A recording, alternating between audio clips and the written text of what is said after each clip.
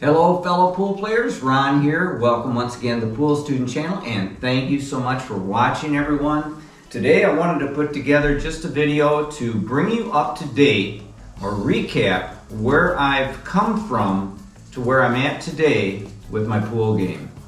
Those of you who have watched me or followed me know that I started out with a lot of bad habits because I did shoot when I was younger and really had no one to instruct me, and it was ingraining those bad habits that I've tried to overcome now. And a lot of you know that I actually took several years off, over 25 actually, before I finally got back into the game and tried to learn it. So I thought I would just give you guys an update as to what I've learned so far. So let's go back just to when I started, when I got this table. That was 587 days ago. I've been keeping track. I thought I was around 3,800 hours now on the table, but realistically I'm at 3,522. And how I base that is off a 6-hour practice day. Now, that's conservative because there are many days where I actually practice longer. But 6 hours is what I try to shoot for, and that has really helped me up my game. I started out really at about a 300. I look at it today, of course I didn't play leagues, so it's hard to really know for sure, but I was really in the 300s in terms of Fargo rate. And I based that on the fact that I could pocket maybe 3 balls in a row, and that was pretty much it. Was just a shot maker, had no clue of how to use spin to gain position or anything like that. It was really pure luck if I could get position. I can say that for sure. But then through the time that I put in on this table, I picked up a lot, and many of you have seen that. I'm very pleased with my performance today. In fact, when I'm on my A game, because we do have good days and bad days, I know I shoot well over 600. On my bad days, I'd say like a B game because I am more consistent now. I'm probably more in the mid 500s, so I'm doing better. But I wanted to share this because I wanted to give you guys an idea of what it took for me to learn this game at my age. Now I'm going to be 67 here in November, and as we get older, a couple things happen. We're not as steady. We're not supposed to really be able to get good at this game. But I think that's really not true, because I'm going to try to defy the odds by just putting in the time and really studying the game and practicing with purpose. That's my saying, right? But one of the other things that happens to us as we get older is we lose our eyesight. Now, I was fortunate enough to have LASIK surgery, and that corrected my eyesight to the point where I could see again and I could shoot on a pool table. And that's why I took 25 years off away from the game. Just to recap real quick, I started at age 16. My folks had an 8-foot little Brunswick table in the basement, a honeycomb surface, not even a slate top table, but it played well. And that's how I cut my teeth. I had an uncle that actually was a pretty decent shot maker, and he showed me some things, and that's what got me off and running. I did play a little bit when I was in the Army. I was in Germany, I was stationed in Germany, and I shot on 9-foot tables. We had a couple of them in our game room. But there again, I was just a shot maker and didn't know how to play position at all. Never spun the cue ball. Used a lot of draw shots and just center ball. But I was about an average player back then. But when I came back to the States and started building a career, I didn't play pool much anymore. I lost my eyesight really quite early. About 28 years old, I needed glasses to eventually need bifocals, and that really hurt my pool game terribly. I did have some contacts eventually that seemed to help a little bit, but I just gave up the game. I knew I just couldn't do it, and I really, there again, never really learned how to play position. Now fast forward to when COVID hit and we were supposed to flatten the curve at 2 weeks or whatever. We're gonna all bundle up and hunker down. I bought a table. I actually bought the table. It took 4 months to get it, and once it came, I then put my nose to the grindstone, and really studied the game, watched a lot of YouTube video with Efren Reyes. He's my hero. Watched a lot of other pros. Niels Fine, watched his channel, his YouTube channel, awesome stuff. Tor Lori, Dr. Dave, Little Chris. These are just to mention a few, but these are great tutorials that I can pick up things from. And I gotta say this too, if you're watching this and you know today I try to do the best I can with my videos, I really never even intended to build a YouTube channel. Just real quick on that, I was really storing my videos that I could look back on myself to critique myself to better my game. I was only putting them on there so I could clear space on my iPhone. And that's really what it was. And I fortunately, left a lot of those videos on public mode or public settings. And because of that, I remember within a short time, I had like over 100 subscribers. And that was just amazing to me. And then those subscribers started to converse with me and help me with my game, you know, giving me pointers. Some of those were people like me that they could relate to what I was going through. And then we became good friends. And I call my subscriber base, if you're a subscriber, you're one of my family. I really truly believe that. This is not about subscribers and, you know, the channel. It's about a coalition of players that are like-minded that want to get better at this game. But with that has helped me tremendously to build upon this evolution or this progression for me to get better at the game. And along that way, I feel indebted to you as subscribers. New people coming on know this, that everything I learn, I share. And I want to make sure that I can convey that in a creative way that can help you with your game. And everybody is different. This is another thing I've picked up on as I've been critiqued by good players on my channel. We have discussed the fact that everyone has maybe a little different pause, maybe some have no pause. You know, there's lots of things that go on within our fundamentals that are going to vary just a little bit because it's whatever fits that person's body type or their speed, basically, their personality, you know, because it is such a feel game.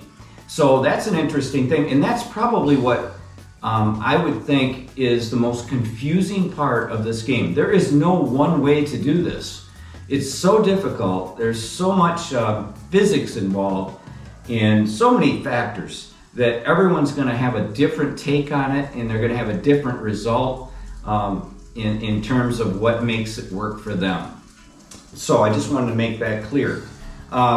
Today I've come to the point where I teach, and what I show you, and you'll see that with my cue ball showing, you know, the tip position and such.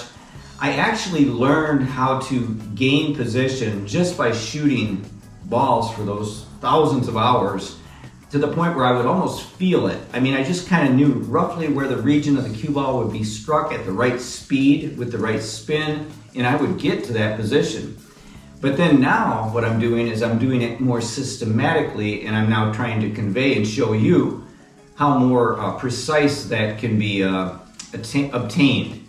So that's kind of a funny thing in itself as well. I know that there are some players that are really good at the game, and they've never really used a systematic approach. It was just about pounding balls in on the table, you know, until the cows come home, basically, and then they've learned the game. And then some of those players really can't even teach the game. I can think of one right now that's a 740 player that I know. I've played him, and he said it.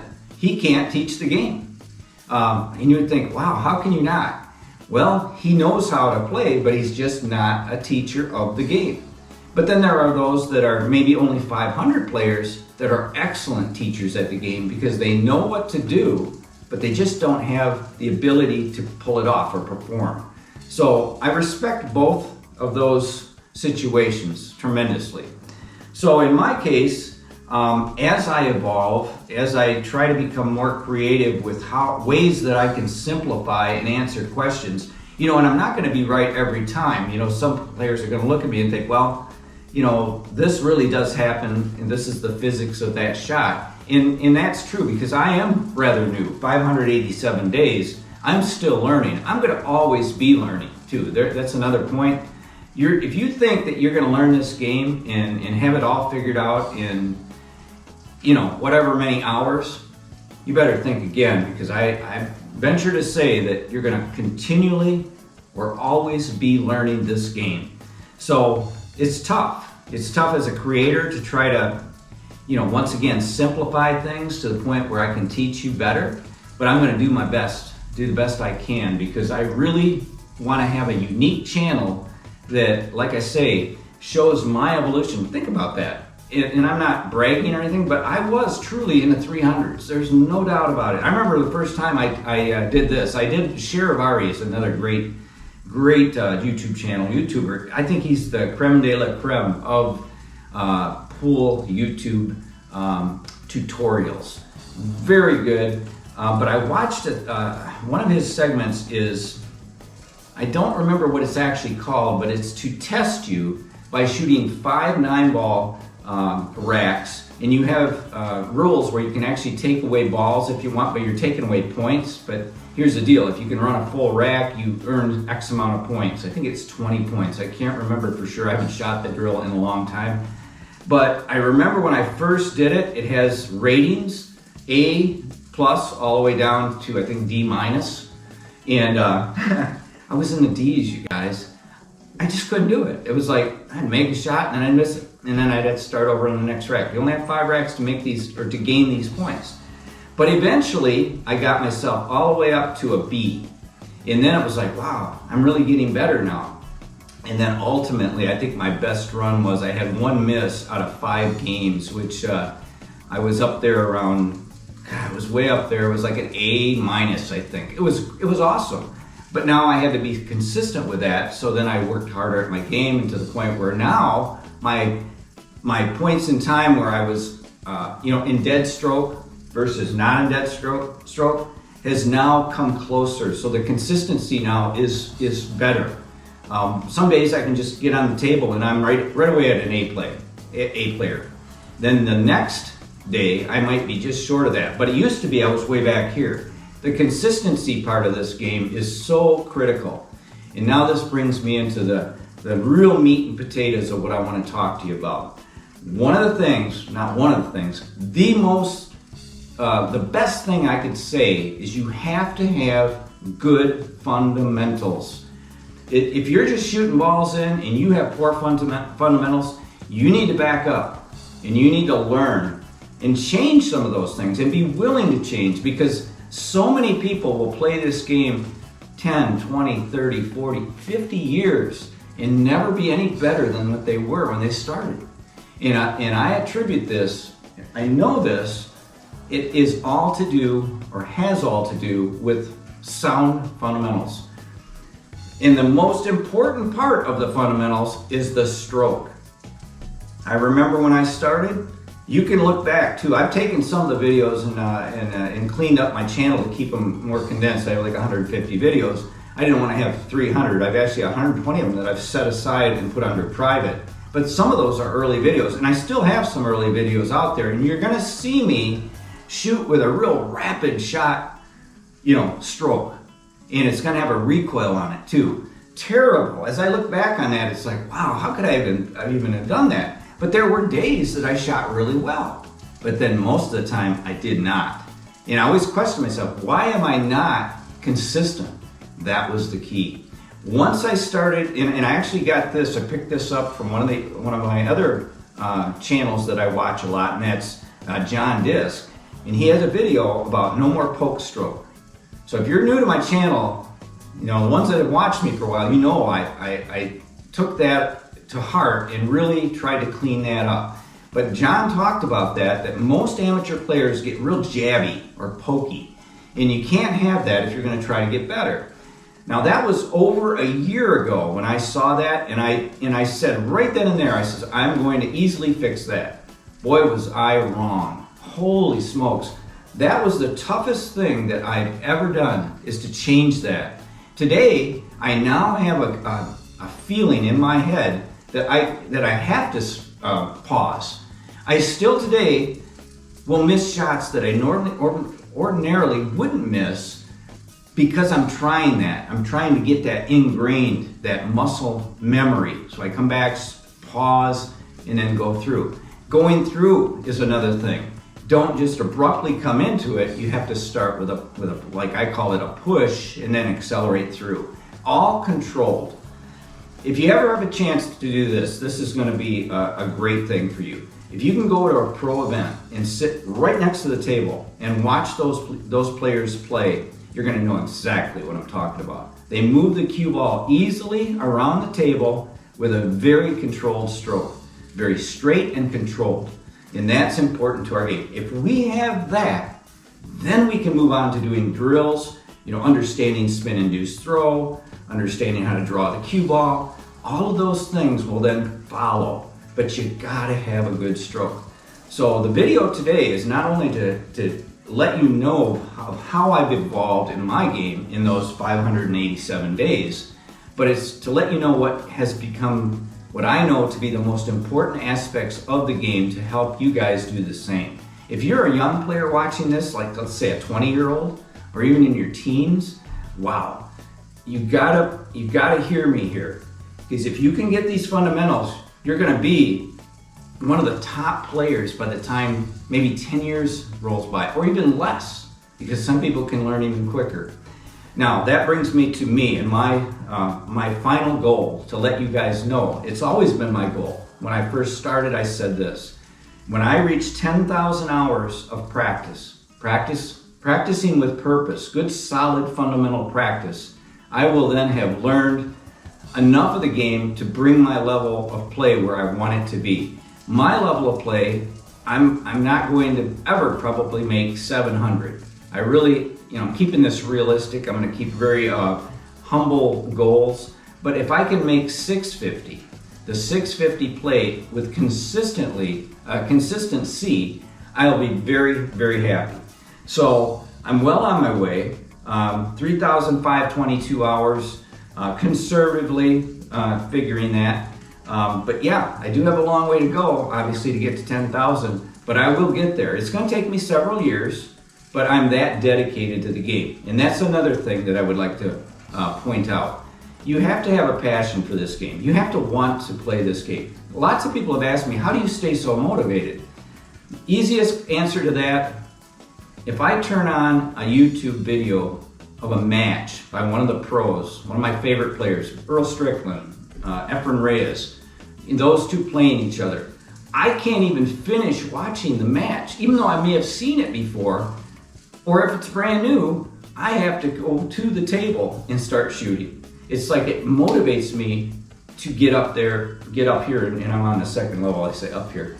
Get up here to my table and work on this, work on what I've seen them do. Okay, so that's my motivation. Just love the game. Just have passion for it. I can't believe it. I'm just so obsessed with it. It's so much. It's almost like when I was in the days of my drag racing. I still do that, but I'm not to the degree I used to. Man, I had a passion for that. That was my life, right?